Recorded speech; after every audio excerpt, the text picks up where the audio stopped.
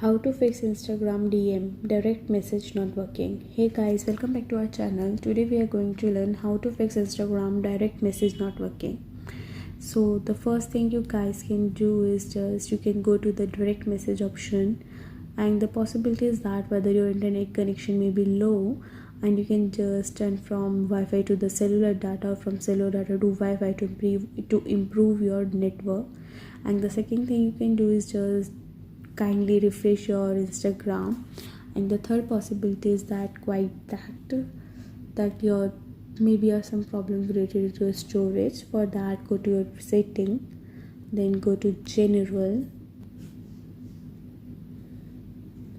and here you can just search for the storage part, and in storage part go to the app and just search for your Instagram.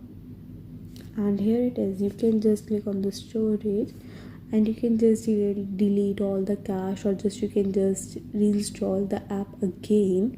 This will just help you in the refresh option that any re-import on your Instagram will be just deleted or just get removed. And that's all for this video. I hope this video was a great help to you. If you have any question regarding this whole process, please let me know in the comment box. And don't forget to subscribe to our channel. Thank you.